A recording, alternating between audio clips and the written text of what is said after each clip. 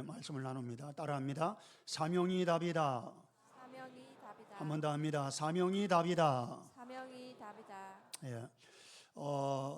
우리 느헤미야서를 이제 좀 보려고 합니다.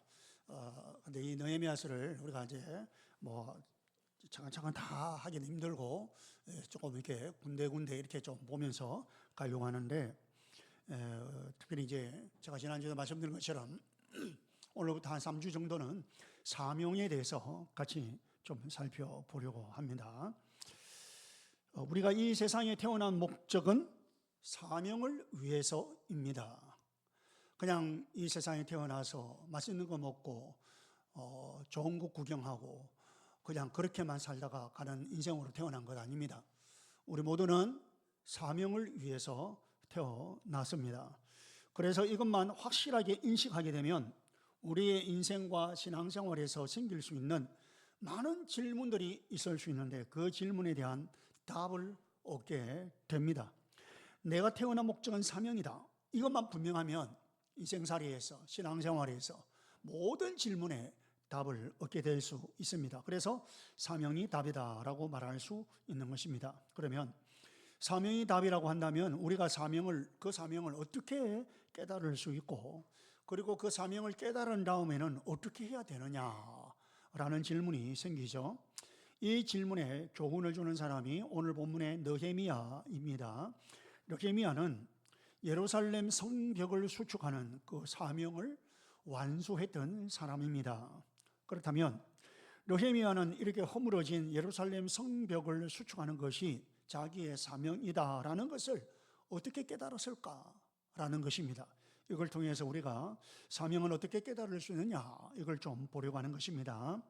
1절에서 4절을 보면 느헤미야는 자기 친척 하나니라는 친척과 대화를 하는 장면을 보게 되는데, 이렇게 대화하는 중에 자기의 사명을 발견하게 됩니다. 세 번역으로 1절에서 4절 같이 쭉 읽어보겠습니다. 시작. 하가라의 아들 느헤미야가 한 말이다. 20년 기스러월 내가 도성 수산에 있을 때에 나의 형제 가운데 하나인 하나니가 다른 사람들과 함께 유다에서 왔기에 이리로 사로잡혀 오지 않고 그곳에 남아있는 유다 사람들은 어떠한지 예루살렘의 형편은 어떠한지를 물어보았다. 그들이 나에게 대답하였다. 사로잡혀 오지 않고 그 지방에 남은 사람들은 거기에서 고생이 아주 심합니다. 업신여김을 받습니다. 예루살렘 성벽은 허물어지고 성문들은 다 불에 탔습니다. 이 말을 듣고서 나는 주저앉아서 울었다. 나는 슬픔에 잠긴 채로 며칠 동안 금식하면서 하늘의 하나님께 기도하여 아뢰었다. 자, 이 내용이 느헤미야에게 동기부여가 된 것입니다. 70년의 포로 생활을 마치고 제2의 이스라엘을 건국하기 위해서 먼저 앞서 돌아갔던 사람들의 이야기를 듣습니다. 하나님을 통하여서 그 이야기를 듣는데, 상황을 듣는데, 나라 건국은커녕 성벽이 허물어지고 성문은 불에 다 타버렸다라는 얘기를 듣습니다. 느헤미야가 이 말을 듣는데 큰 슬픔이 생겼죠. 너무나도 억장이 무너지는 그런 느헤미야의 감정이 생기면서, 그러면서 자기의 사명을 발견하게 되는 것입니다. 성경을 보면은 사명을 완수하는 많은 인물들이 태어나면서 어릴 때부터 자기 사명을 발견하는 그런 사람이 없다고는 할 수 없지만 굉장히 드뭅니다. 태어나면서 어릴 때부터 내 사명은 이것이다, 그렇게 그 자기 사명을 발견하는 사람은 굉장히 드뭅니다. 지금도 마찬가지입니다. 지금도 뭐 어릴 때부터 그런 사명을 발견하고, 이거는 정말 드물죠. 보통은 어느 정도 때가 되어서 하나님께서 사명을 깨닫게 해주셔요. 뭐 예를 들면 청소년 때, 이러면 청소년 때나 아니면 청년 때, 아니면 좀 더 나이가 들어가지고 이제 성년이 되어가지고 뭐 그럴 때, 아니면 조금 더 나이가 중년이 되어서 뭐 여하튼 그 하나님께서 어느 정도 때가 되면 그 사명을 깨닫게 해주시는데, 그때는 지금 느헤미야처럼 사명이 갑자기 주어지는 것처럼 느껴지는 거예요. 느껴질 때는. 왜냐하면 그 말은 이전에는 뭐 그런 생각을 안 했는데 어느 날 또 어떤 일로 인하여서 나에게 그런 탁 사명이 느껴지는 그럴 때가 있단 말이에요. 지금 느헤미야가 그래요.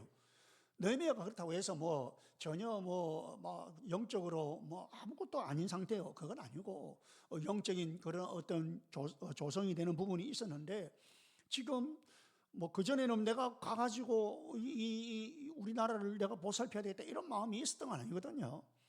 모르겠습니다. 뭐 있었는데 성경 기록 안 하는지 모르겠는데 성경 기록에 의하면 이때 지금 느헤미야가 마음이 생긴 거예요. 그러니까 어떻게 보면은 그 성벽 수축이라는 사명은 갑자기 주어졌다. 자기 친척과 대화하는 중에 그런 내용을 들으면서 마음에 그런 사명을 깨닫게 되었다라고 볼 수 있죠. 그래서 성경에서도 보면 이럴 때 보통은 어떻게 하느냐, 이럴 때 보통은 주저주저 하든지, 왜냐 갑자기니까 주저주저 하든지 두려워하든지, 내가 어떻게 심한 경우에는 거부해버리죠. 나는 아니다. 하나님께 주시는 사명 막 깨달음이 있는데도 난 아니야 뭐 이런 식으로. 그러니 우리도 특별히 우리 청소년들도 있고 청년들도 있는데 나는 사명이 뭔지 잘 모르겠다 이럴 수 있거든요.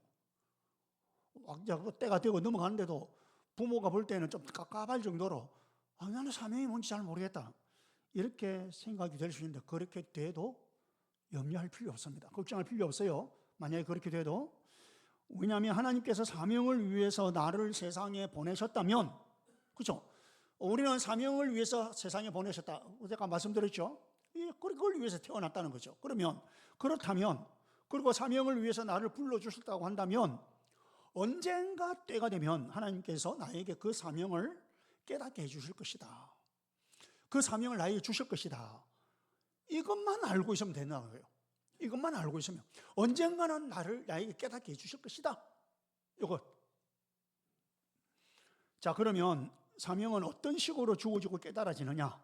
그 사명은 어떤 식으로 나에게 주어지고 어떤 식으로 깨달아지느냐? 방법은 다양합니다. 그래서 뭐 딱 한 가지로 딱 말할 수는 없지만 제가 지난주에 말미에 언급한 것처럼 이건 내가 하지 않으면 안 되겠다. 이건 자꾸 내가 하지 않으면 안 되겠다. 이런 부담감을 통해서 주어진다고 말할 수 있다는 거예요. 그래서 부담이 사명이다. 제가 지난주에 그렇게 말씀드렸죠. 자꾸 자기 속에 부담이 생기는, 이거 내가 안 하면 안 되겠다. 이건 내가 해야 되겠다. 이런 식으로. 목자로서의 사명도 마찬가지입니다. 대부분은 그런 식으로 목자가 되는 거예요. 누군가는 해야 되겠는데, 참 이 상황에 누군가는 해야 되겠는데, 우리 목장에서도 지금 분간을 해야 되겠고, 누군가는 해야 되겠는데, 그러면서 가만히 보니까 자기 밖에는 할 사람이 없는 거야. 아무리 봐도 내 밖에는 할 사람이 없는 것 같아.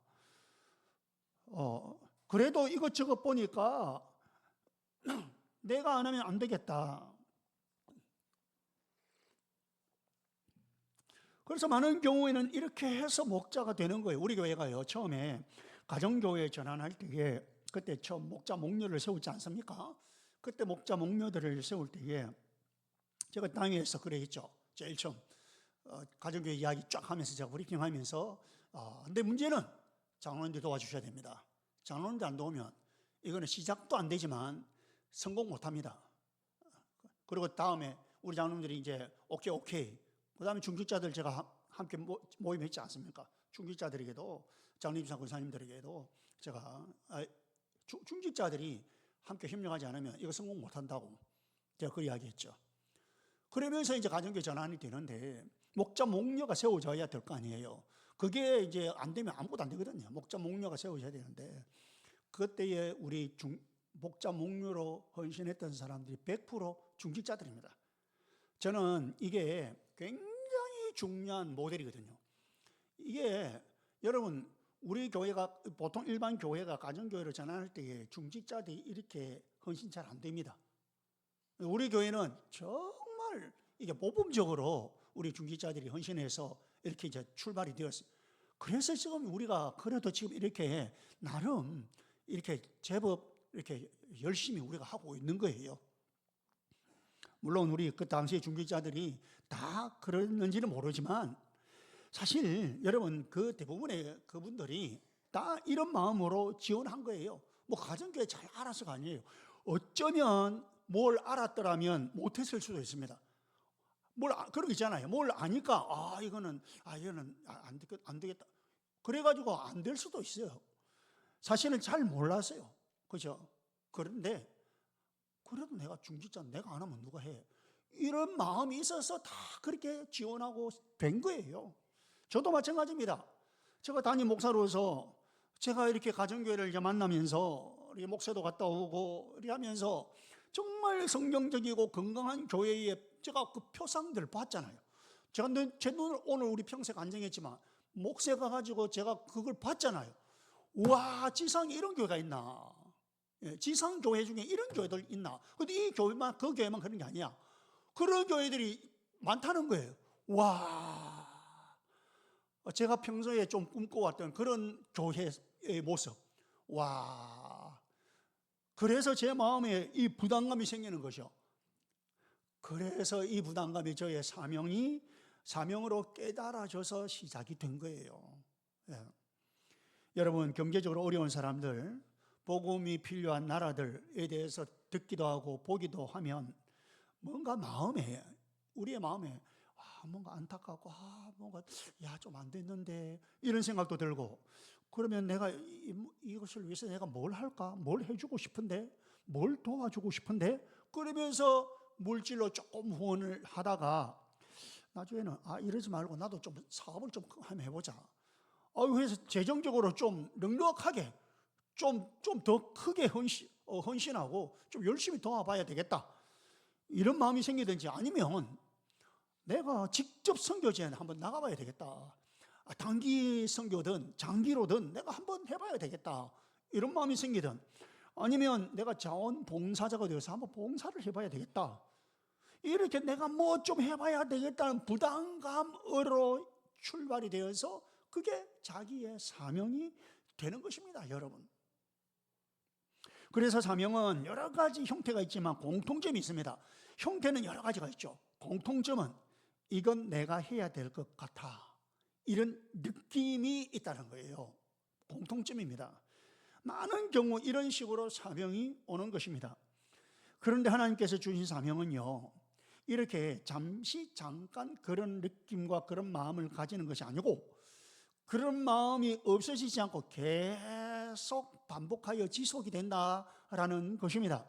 하나님께서 주신 마음이 있고 또 감당할 기회가 있다가도 그냥 무슨 일로 인하여서 이게 막 그냥 사그라지고 그냥 없어지는 듯 하다가 그럼 그래 그때 잠시 그때 그 생각이겠지 이랬는데, 아니 어느 순간에 또다시 내가 아무래도 그거 해야 되겠다, 이런 마음이 생기고요. 또 그런 마음이 없어지기도 하다가 또다시 그 마음이 생기고, 이런 식으로 계속 반복해서 지속이 되면서 사명을 깨닫게 된다는 거예요. 제가 일부 때도 이야기했는데, 저는 우리 성도님들도 이야기했어요. 저는 고등학생 때 예수님을 만나고 그때 바로 막 얼마나 열심히 저 나름대로 신앙 훈련도 하고 신앙생활도 진짜 열심히 했어요. 저는 교회밖에 몰랐어요. 학교, 교회 이거밖에 몰랐어요, 사실은.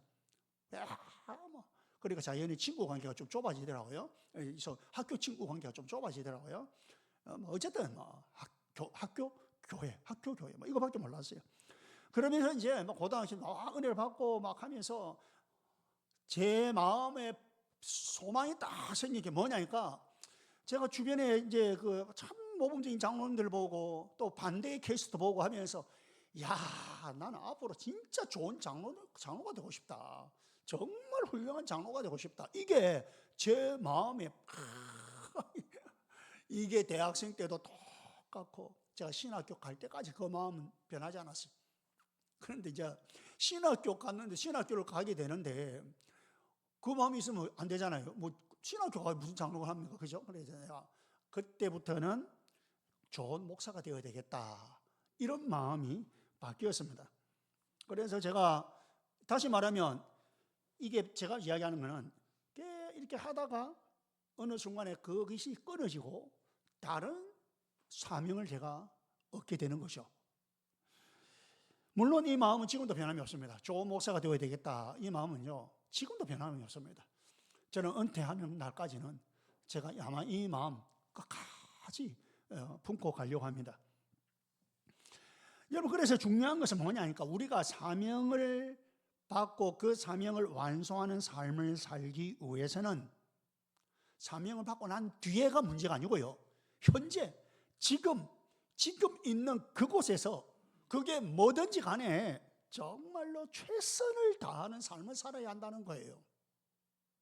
혹 나중에 바뀌어져도 지금 있는 그곳에서 그 일에 최선을 다해야 된다는 거예요. 느헤미야가 이렇게 해서 그 사명을 감당할 수 있었던 것입니다. 여러분, 1장 11절 후반에 보면 이런 말이 있습니다. 그때에 나는 왕에게 술잔을 받들어 올리는 일을 맡아보고 있었다. 술관원이라 하는데요, 왕의, 그 당시에는 왕이 이제 음식이죠. 음식을 관리하고 하는데 독이 들어가면 안 되니까, 옛날에는 독사를 많이 했으니까 그런 걸 다 점검하고 관리하고, 이 말은 왕의 최측근의 사람입니다. 지금으로 치면 대통령의 비서실장격이라고 보면 되죠. 그래서 왕의 최측근에 있기 때문에 그 영향력도 굉장합니다. 그런데 페르시아 왕국에서 포로로 잡혀온 소수민족인 유대인이죠. 그 유대인으로서 지금 이 자리에까지 오를 수 있었던 것은 무조건 하나님의 인도다라고만 보면 안 돼요. 물론 하나님의 인도고 하나님의 역사가 있었죠. 그런데 느헤미야가 그가 가지고 있는 아주 특별한 성실함, 정직성, 열심, 이런 것들이 있어서 그렇지, 그가 만약에 살기를 대충 살았으면 이 자리에 이를 수가 없습니다. 현재 있는 그곳에서 최선을 다하면서 사는 거예요. 그래서 분명한 사명이 없을 때는 아직도 나는 분명한 사명이 뭔지를 모르겠다, 또 나는 그런 게 아직까지 잡히지 않는다, 뭐 이럴 때 있잖아요. 아까도 말씀드린 것처럼. 그러면 여러분, 다르게 생각하지 마세요. 지금 있는 그곳이 사명지로 여기십시오. 지금 있는 그 목장 사명지로 여기십시오. 지금 있는 그 여러분의 그 바운더리 사명지로 여기십시오. 그 직장 사명지로 여기십시오.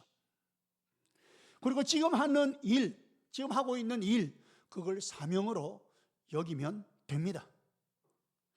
혹 나중에 또 변경이 되더라도,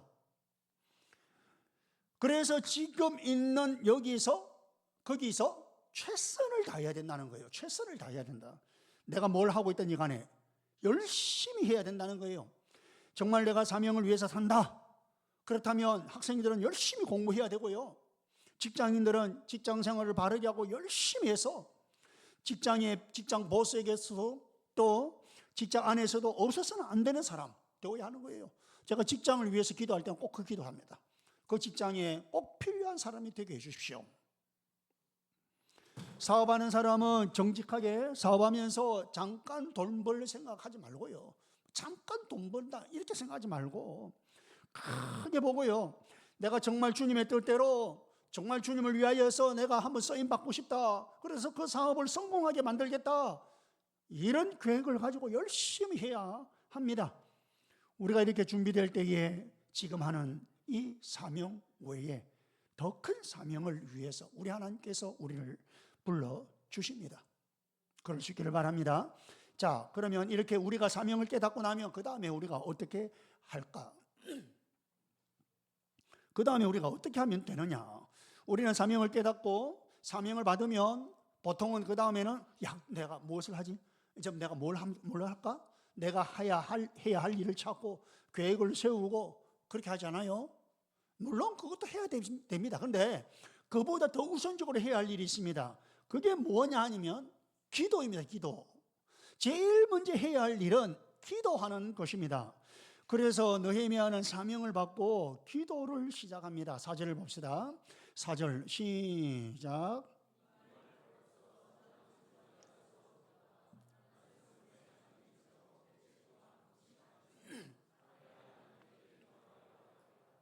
그리고 11절에서는 이 기도를 이렇게 마무리합니다. 11절 같이 시작. 주님,